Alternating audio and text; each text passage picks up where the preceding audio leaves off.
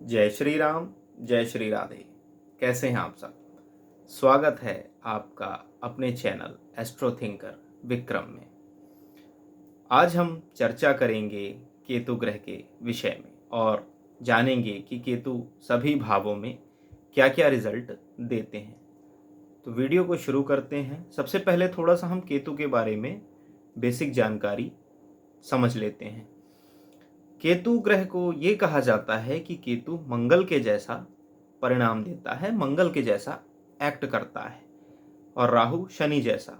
कुजवत केतु शनिवत राहु, ये एक श्लोक है जिसमें ये वर्णन हमें मिलता है कि केतु और मंगल सिमिलर, एक जैसा फल देते हैं। मंगल की महादशा भी 7 साल की होती है और केतु की महादशा भी 7 साल की होती है। और मंगल, जैसे आप जानते हैं, एक्शन, फोर्स, एनर्जी का कारक है, वैसे ही केतु भी फोर्स का कारक है, एनर्जी का कारक है। अगर केतु किसी ग्रह के साथ युति में आ जाए तो केतु अपनी एनर्जी उसे दे देता है और उस ग्रह को 4 गुना अधिक पावरफुल बना देते हैं। तो केतु को समझने के लिए हम आगे चलते हैं। केतु डिटैचमेंट के कारक हैं, केतु आध्यात्म के भी कारक हैं, ब्रह्म ज्ञान के भी कारक हैं, रहस्यों के भी कारक हैं। इस आधार पे हम सभी भावों में इनका फल ये कैसे देते हैं, आइए इस पे चर्चा करते हैं। तो जब केतु आपकी कुंडली में प्रथम भाव में विराजमान हो तो ऐसे केतु आपको छुपा हुआ, हिडन, एक्शन ओरिएंटेड बना देते हैं। आप मेहनत तो बहुत करेंगे, एक्शन होगा आपके अंदर, पर आप दिखाएंगे नहीं किसी को, आप गुप्त रूप से अपना कार्य करेंगे। और यहाँ पे केतु आपको क्षमताओं से परे जाके कार्य करने की शक्ति, बल, सामर्थ्य भी प्रदान करते हैं। तो केतु पहले घर में होते हैं तो थोड़ा सा ये आपको अधिक सोच विचारशील बना देते हैं, और ओवरऑल यहाँ पे केतु का अच्छा रिजल्ट देखा जाता है क्योंकि आप एक्शन और फोर्स से भरे हुए होते हैं। दूसरे भाव में जब केतु होगा तो यह धन के लिए एक अच्छी स्थिति है, परंतु एक केतु का बेसिक नेचर है कि यह जिस भाव में भी बैठता है उस भाव के प्रति आपको अनसेटिस्फैक्शन देता है। वो चीज़ें आपके पास होंगी पर आप उससे सेटिस्फाई नहीं होगे, आपको और ज़्यादा उस चीज़ की प्यास होगी। तो दूसरे घर में ये आपके वेल्थ को तो अच्छा करते हैं, पर आपको अंदर ही अंदर ये महसूस होगा कि मेरे पास वेल्थ की कमी हो रही है। अब बात करते हैं तीसरे घर के केतु की। तीसरे घर का केतु पराक्रम के घर में आके बहुत ही अच्छा परिणाम देता है। यह मीडिया, कम्युनिकेशन आदि के क्षेत्र में आपको उन्नति देता है। तीसरे घर से केतु अपना ऐसा प्रभाव दिखाएंगे कि अगर आप कार्य करने पे आए तो आप बहुत ज़्यादा क्षमताओं से परे भी कार्य कर सकते हैं। जैसे आपने हुसैन बोल्ट, एक धावक का नाम सुना होगा कि यह मानवीय क्षमताओं से अधिक तेज दौड़ते हैं। तो ये कहीं ना कहीं केतु वहाँ हो सकते हैं। हिटलर की कुंडली में भी तीसरे घर में केतु थे। देखिए कि उन्होंने एक विश्व युद्ध करवा दिया।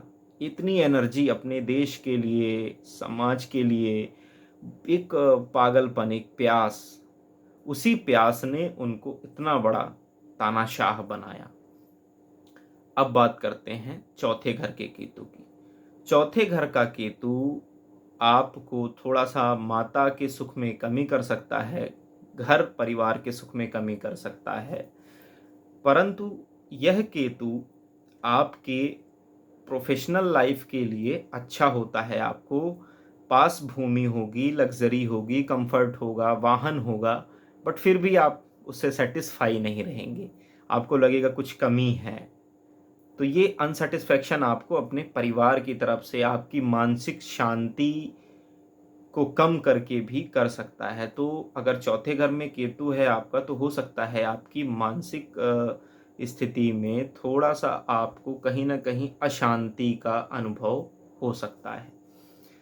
5वें घर में अगर केतु हो तो ये आपकी भावनाओं का घर है, और आपको 5वें घर में केतु जब आते हैं तो थोड़ा सा अपने संतान के प्रति और अपने ज्ञान और इंटेलिजेंस के प्रति आपको अलग कर सकते हैं। थोड़ा सा अलगाव देखने को मिल सकता है। हो सकता है कि आप जो मटेरियलिस्टिक चीज़ें हैं इसमें ज़्यादा ना जाके आप ऑकल्ट की ओर ज़्यादा ध्यान देने लगें, आपको पराविज्ञान में ज़्यादा इंटरेस्ट आ जाए।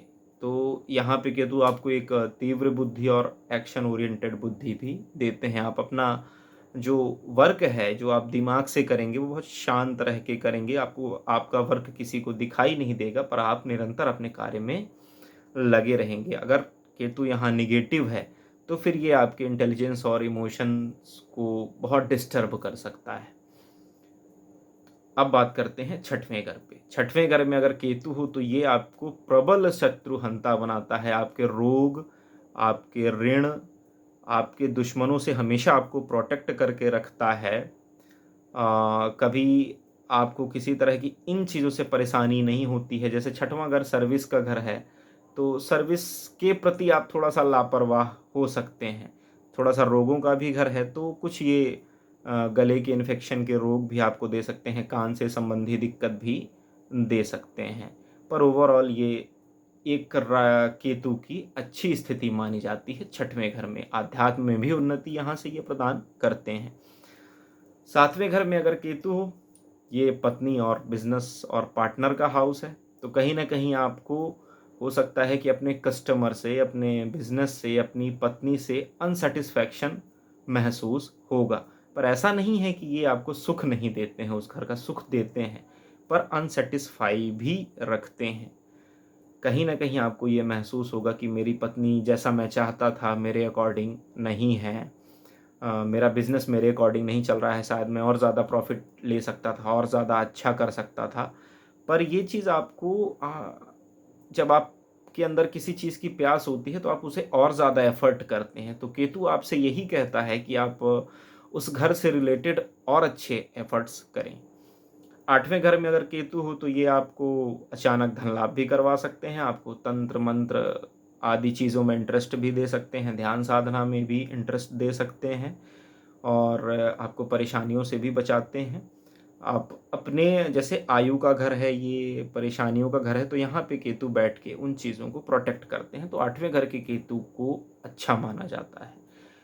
9वें घर में अगर केतु हो, यह धर्म का घर है, उच्च एजुकेशन का घर है, तो अगर ये खराब होंगे तब ये आपकी हायर एजुकेशन को गड़बड़ कर सकते हैं। पर अगर ये अच्छे हैं तो आपकी हायर एजुकेशन भी अच्छी होगी, और अपने आप एक हो सकता है कि यहाँ से थोड़ा आप धार्मिक रूप से ऐसे व्यक्ति हों जो अपने धर्म का पालन कट्टर रूप से करते हों, जिसे कहते हैं कि धर्मांध।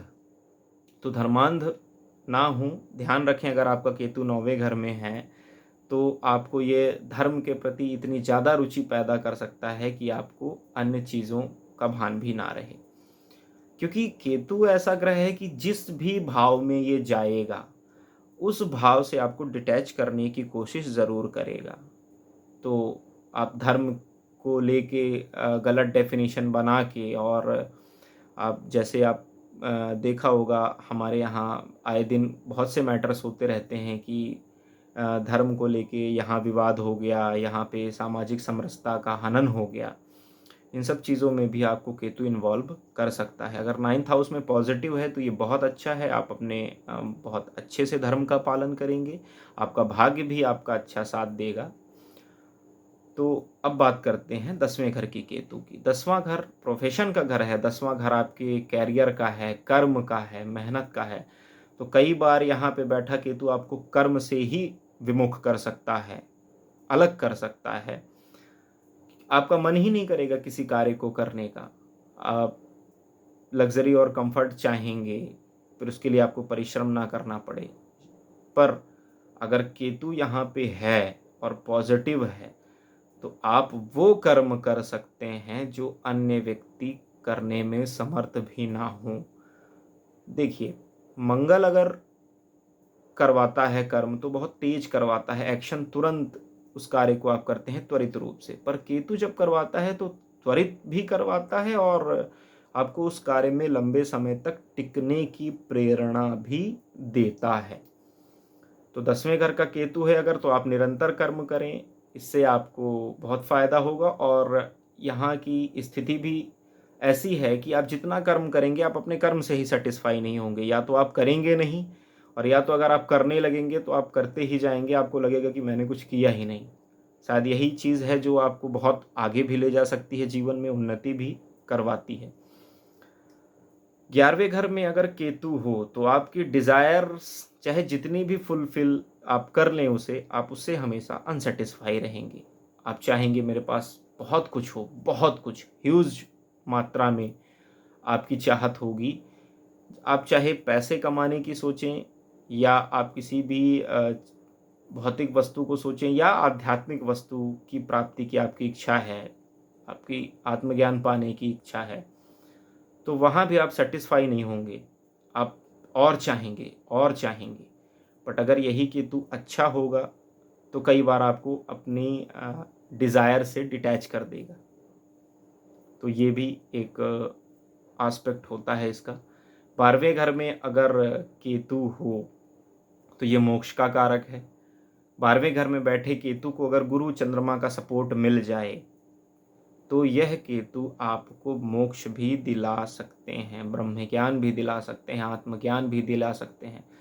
आप सेल्फ रियलाइजेशन करते हैं। यह आपको एकाकी भी बना सकता है। आप एकांत में ज़्यादा रहना पसंद करेंगे, कम लोगों से मिलना, कम लोगों से बात करना, एक आइसोलेशन वाली अवस्था यहाँ पे बैठ के केतु दे देते हैं। पर थोड़ा खर्चे भी ज़्यादा करा सकते हैं। पर अगर आप इन्वेस्टमेंट करते हैं, चैरिटी करते हैं, तो ये केतु आपको बहुत पॉजिटिव इफ़ेक्ट भी देंगे, क्योंकि यह दान का घर है और केतु दान करने से बहुत प्रसन्न होते हैं। तो ये उन्नति भी आपको देते हैं। और केतु को हमारे शास्त्रों में ध्वजा का कारक कहा गया है, ध्वजा ऊंचाई का कारक कहा गया है। तो जिस भी व्यक्ति का केतु अच्छा हो वह समाज के एक उच्च पदासीन व्यक्ति के रूप में जाना जाता है। तो केतु अटैचमेंट नहीं, डिटैचमेंट है। राहु से एकदम विपरीत। जैसे राहु है भ्रम और अटैचमेंट, वैसे केतु है डिटैचमेंट, यानी अलगाव का ग्रह। और राहु को अच्छा रखने के लिए आप सबसे अच्छा है कि गणेश जी की आराधना करें, या स्वयं केतु ग्रह के बीज मंत्रों का जाप भी कर सकते हैं। इससे आपका केतु आपको सकारात्मक परिणाम देगा। जय श्री राम, जय श्री राधे।